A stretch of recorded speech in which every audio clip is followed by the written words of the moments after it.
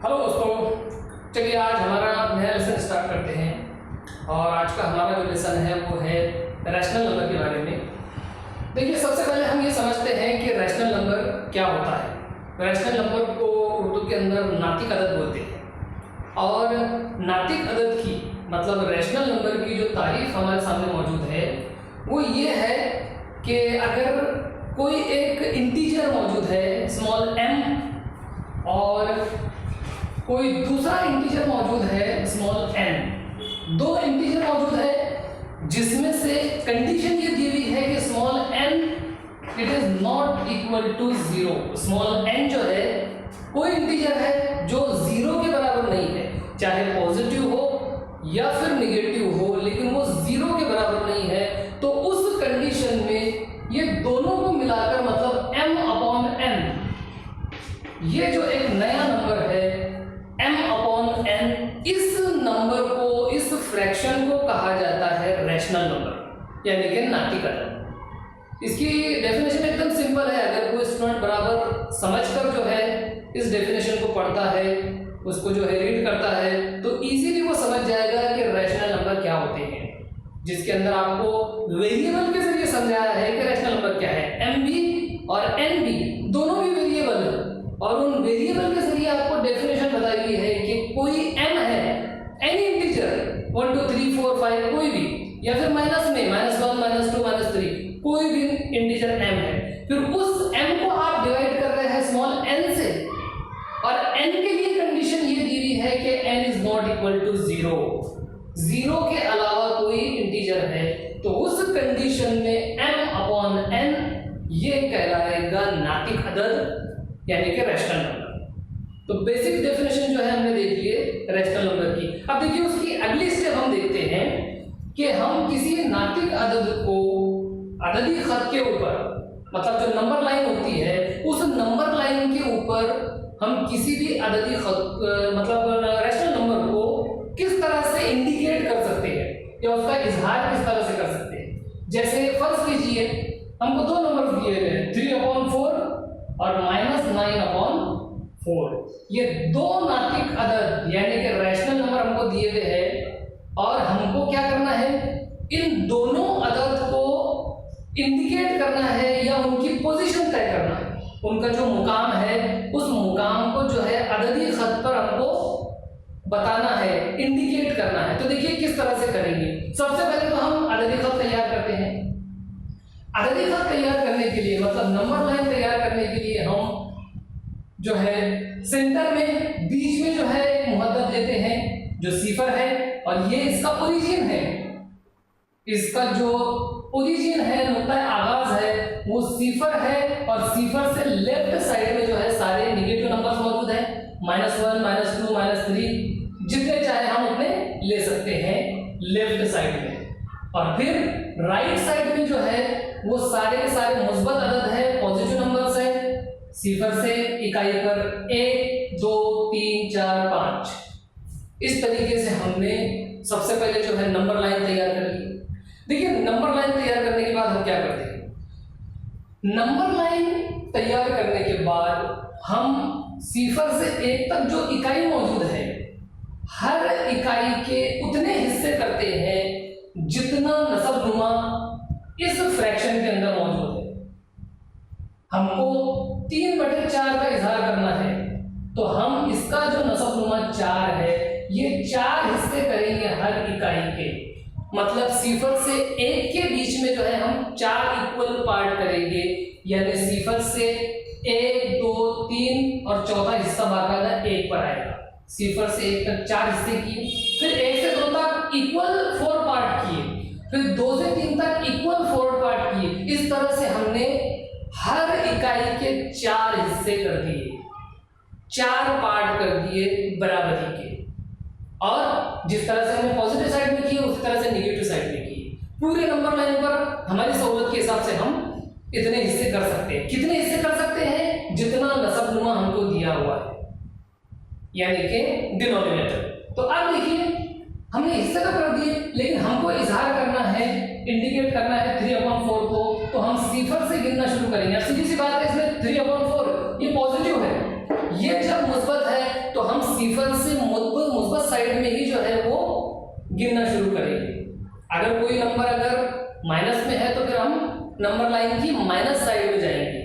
ये नंबर मुस्बत है, हम सिफर से मुस्बत की तरफ गिनना शुरू करेंगे। और कितने नंबर गिनेंगे? जितना शुमार में मिलता है। नसब नुमा की बराबरी में हिस्से कर लिए और शुमार गिनती की बराबरी में पार्ट को गिनेंगे सिफर से 1 2 3। ये जो तीसरा पॉइंट है, तीसरा हिस्सा है, ये हमारा असली नंबर है जिसका हमको काम है। जिस नंबर का इजहार हमको करना है ये वही नंबर है। तो इस पॉइंट को हम इंडिकेट कर देंगे 3/4। इस तरीके से हमने पहले पॉइंट को जो है वो इंडिकेट किया। अब देखिए इसके बाद हम -9/4 को इंडिकेट कर देंगे।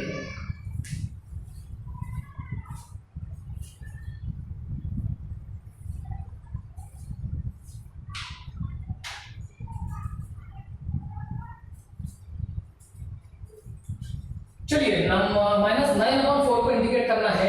अब सीधी सी बात है, -9/4 के अंदर जो नसब नुमा का 4 है उतने हिस्से तो हम कर चुके हैं।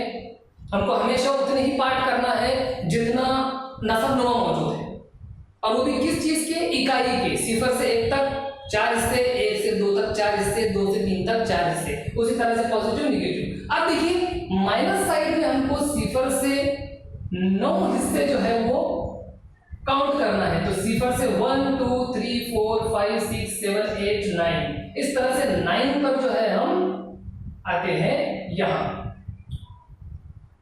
तो फिर 9 का जो इजहार है हमारे को वो यहां करना पड़ेगा इस तरह से।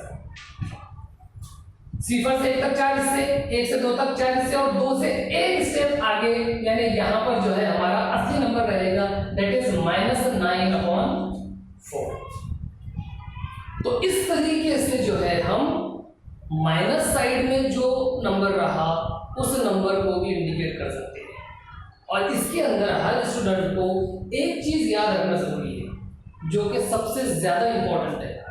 वो चीज ये है कि हमको जिस रैशनल नंबर को इंडिकेट करना है उस रैशनल नंबर के नसब नुमा में कितना अदद मौजूद है, यानी कि डिनोमिनेटर, जिसको इंग्लिश में डिनोमिनेटर हम बोलते हैं, उस डिनोमिनेटर में जो अदद मौजूद रहा हम हर इकाई के उतने ही हिस्से करेंगे। ठीक है, तो इस तरीके से जो है हमने नंबर लाइन के ऊपर एक रैशनल नंबर को इजहार कर दिए हैं, एक प्लस में एक माइनस में, 2 नंबर हम देखेंगे। अब देखिए हम इसके बाद अगली स्टेप में ये देखते हैं कि 2 रैशनल नंबर अगर हमको दिए गए हैं तो उन रैशनल नंबर के अंदर हम इसका छोटा बड़ापन, यानी कौन सा नंबर छोटा है कौन सा नंबर बड़ा है, ये किस तरह से हम उसका इजहार करेंगे। चलिए हम देखते हैं मिसालों के जरिए।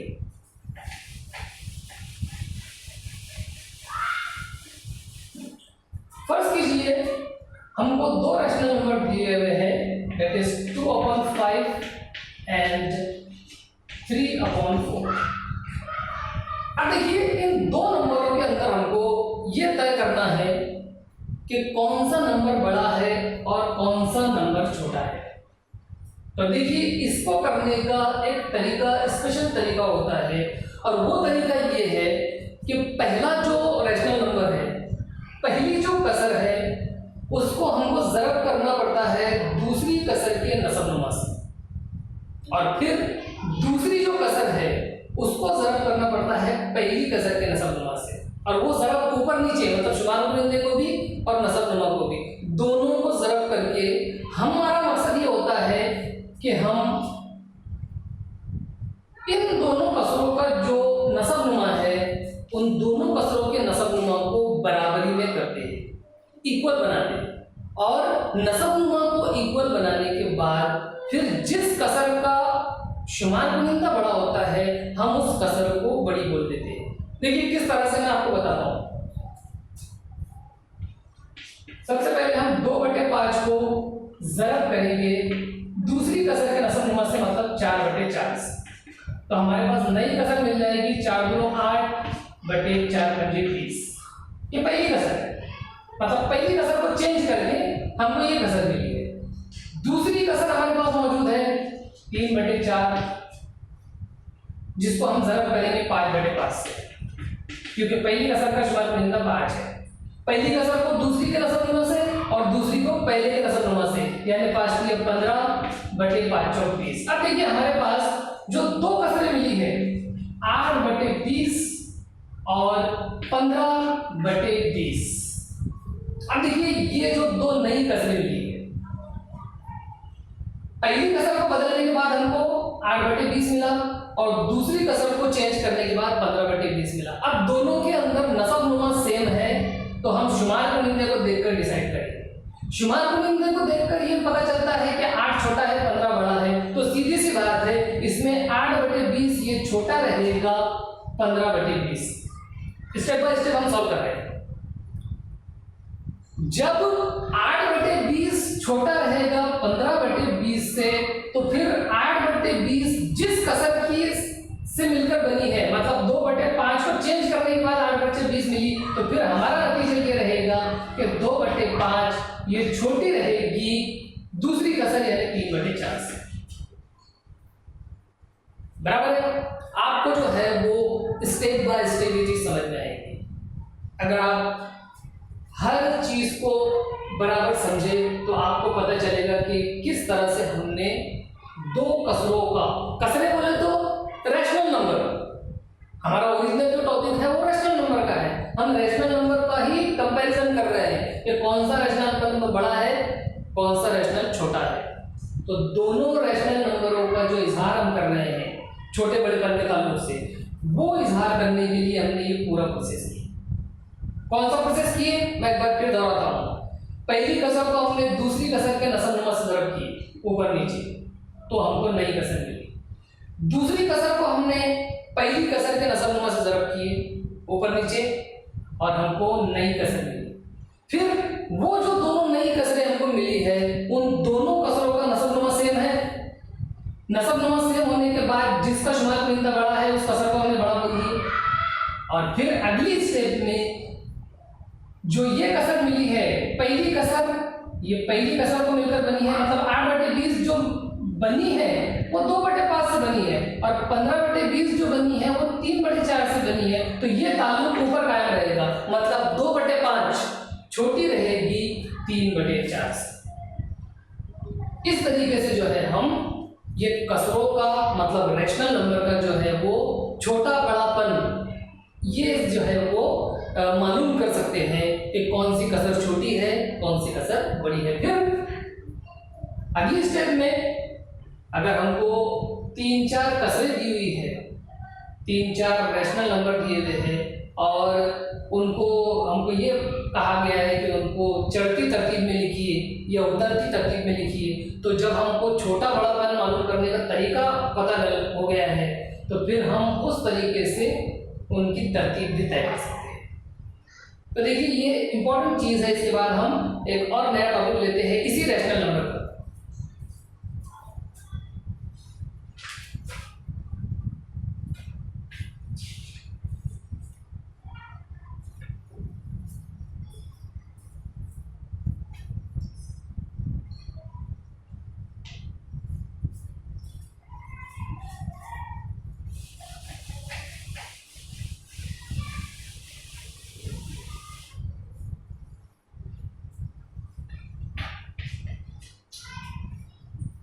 देखिए अगला जो हमारा पॉइंट है वो पॉइंट है कि किसी रैशनल नंबर को का जो है डेसिमल फॉर्म मतलब उसकी आशरिया के अंदर जो है वो किस तरह से हम उसका इजहार करें।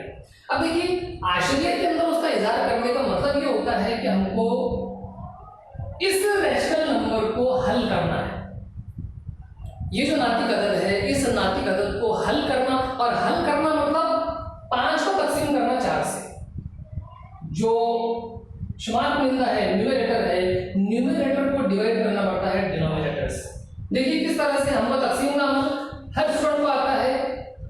जिस नंबर को डिवाइड करना है उसको यहाँ और जिस नंबर से डिवाइड करना है वो डिवाइजर के जरिए पर। अब देखिए हमको 4 से तकसीम करना है 5 को, तो हम जो है वो सबसे पहले 4 का पहाड़ा पढ़ेंगे 5 आने तक।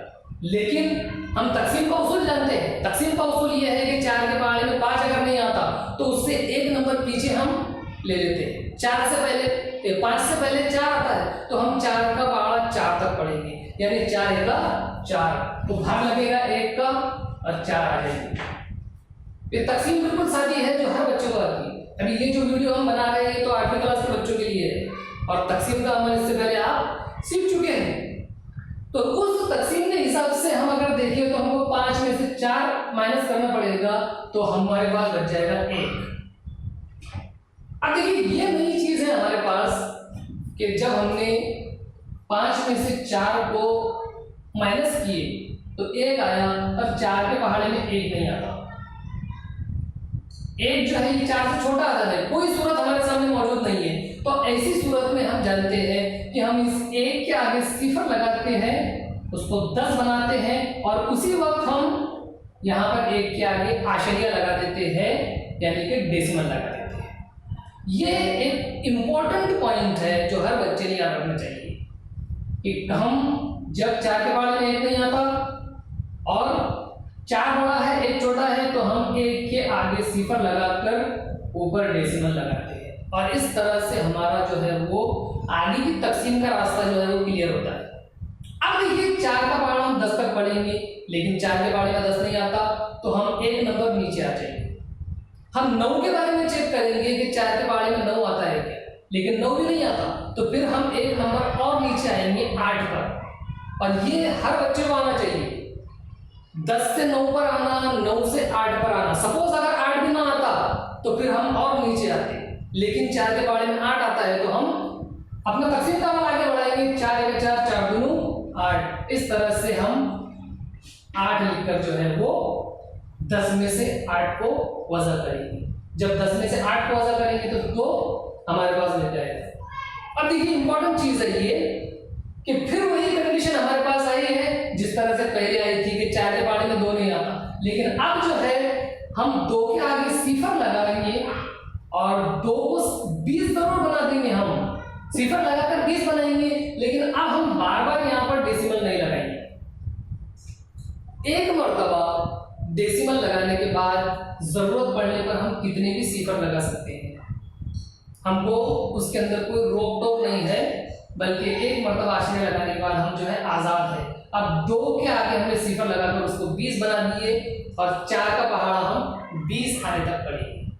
और 4 का पहाड़ा जिसको याद है वो इजीली बोल सकता है कि 4 पंजे 20। इस तरह से 5 का भाग लगेगा और हम यहाँ 20 लिखकर वज़ा का अमल करेंगे। जब हम 20 में से 20 वज़ा करेंगे हमारा जो है वो तकसीम का अमल पूरा हो जाएगा और इस रैशनल नंबर की जो अशरी शक्ल है, जो डेसिमल फॉर्म है, वो रहेगी 1.25 जो हमने तकसीम में हमारा जवाब आया। तो इस तरीके से हमने एक रैशनल नंबर का जो है वो डेसिमल फॉर्म में इजहार किए, यानी जो आशरिया की शक्ल है, आशरिया की शक्ल में हमको उसका इजहार किए। तो रैशनल नंबर के ताल्लुक से ये पूरा वीडियो जो है हमारा है जो पूरे पॉइंट को कवर करता है। इसके अलावा और एक पॉइंट है इर्रेशनल नंबर का। तो रैशनल नंबर के बारे में हमको ये जब हमने डिटेल समझ लिए तो इर्रेशनल का मतलब ये होता है कि जिनका इजहार जो है m/n की शक्ल में नहीं होता। जो नंबर्स रैशनल नहीं होते वो सारे के सारे इर्रेशनल होते हैं, जिनका इजहार हम m/n की शक्ल में नहीं कर सकते। इस तरीके से हमने इस पूरे वीडियो के अंदर जो है वो रैशनल और इर्रेशनल नंबर जो 8वीं क्लास के अंदर मौजूद है, हमारा पूरा लेसन, इस पूरे लेसन को हमने कवर कर लिए। ये 8वीं क्लास के लिए इंपॉर्टेंट है और जो बड़ी क्लास के बच्चे जिनके आइडियाज जो है बेसिक आइडियाज क्लियर नहीं है वो बच्चे भी इस वीडियो से फायदा उठा सकते हैं। इस वीडियो को ज़्यादा से ज़्यादा शेयर कीजिए, लाइक कीजिए। अगर आप हमारे चैनल पर नए हैं तो इसको सब्सक्राइब कर लीजिए ताकि हमारे वीडियो सबसे पहले आप तक पहुँच सके।